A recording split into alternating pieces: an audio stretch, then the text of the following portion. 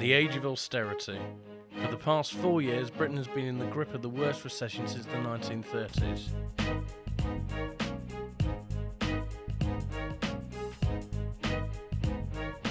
It seems to be something that's going global. There are hundreds of cities now in America and in Europe holding similar sorts of sit-ins in opposition. With a Conservative-led government elected in 2010, the focus has been on deficit reduction, with swinging cuts to the public sector, whose services are most used by the poorest in society.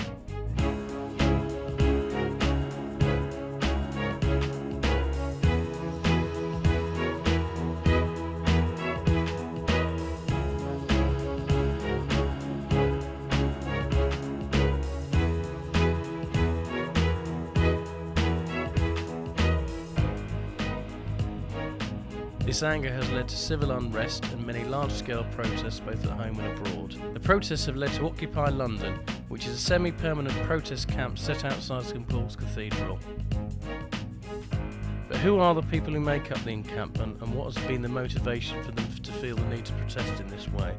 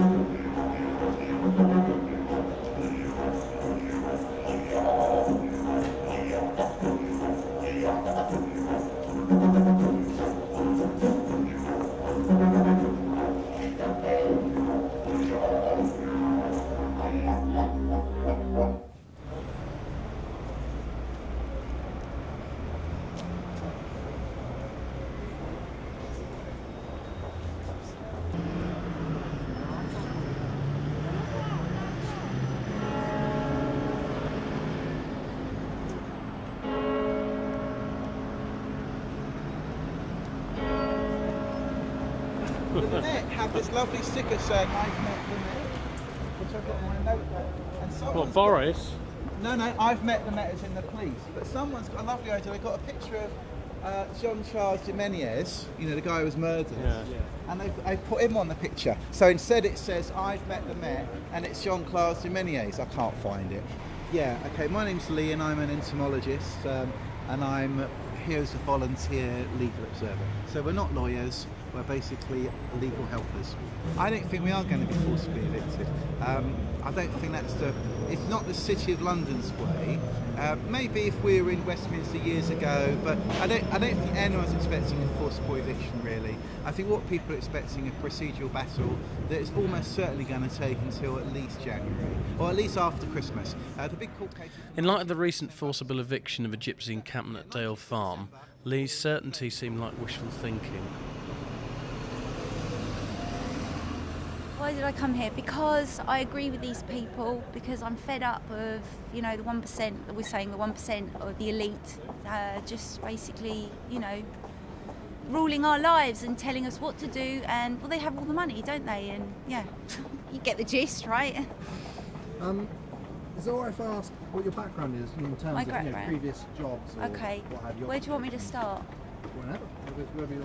About me personally. You personally? I'm a video editor and I make short films. Do you feel that there's an ultimate goal? Yeah, definitely. There is. I mean, there might be different people here for different reasons to support different things, but we are, like you said, ultimately here for one thing, and we unite. Should I say there's actually water in the kettle?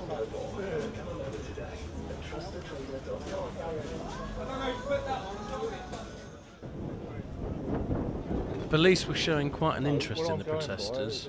Can I have that camera out of my face, please? No. It seems somewhat hypocritical not wanting to be filmed, considering that his colleague was quite content to film the protesters from his hat cam. Society in general, really, it's not for us, it's mainly against us, you know, and the way it's set up is so wrong, it's so confusing, man. Hardly anyone understands the own system they live in, you know. Spiral, one of the protesters at the St Paul's site, offered to take us to the newly acquired base of operations, affectionately known as the Bank of Ideas. Today we're outside Westminster Magistrates Court with Kerry-Ann Mendoza charged with illegal protest. Kerry, can you tell us a little bit about how today's proceedings went? Kerry Ann has been documenting key moments of the Occupy movement thus far. If I scan around, you've got a really overwhelming police presence here. Well, what I do in my job is I'm a management consultant, and I think it's wrong and unworkable that my income, which is way above the median income, it's six-figure annual salary, gets taxed at a lower rate than a nurse or a doctor or most of the people I know. It just strikes me as wrong. The analogy that I would use is say you're building a house, and so you start off with the foundations, and where we are at now, we're not even building the foundations. We're actually still in another house which is collapsing in around our ears, crawling with vermin, the rain's leaking through the roof, and a couple of us have just moved out onto the lawn to go, hang on a minute, this house isn't working. Do we need to build a new house? How are we going to build that house so that the same stuff doesn't happen that happened with our old house? That's what the Occupy movement is. And they're reappropriating empty spaces. So you have the UBS building, which has been empty for 5 years. It's just over there just rotting and no one's using it for anything. And they've now opened it to over 30 local youth and community groups. We've got some very important computers set up. Basically each of the camps in the UK, and there are now 26 occupied camps just in Britain. And they've each got their own website, their own Facebook presence, their own Twitter accounts. So part of what's really important is coordinating activity and making people aware of what's happening on camp, if they can't necessarily be there. What's this in here? The nursery, is it? I believe it is. It's a children's space. Look at all the toys. That's awesome. I felt strangely sad looking at the children's nursery. I don't quite know why. I think it was because it seemed to me that something so well meant might ultimately, like the rest of the movement, potentially end in tears. You know, if the rest of my life this conversation is happening and progressing, this is a life well lived.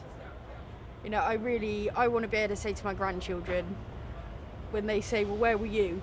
I want to say, I was here. You know, I was part of that conversation. I was doing my best.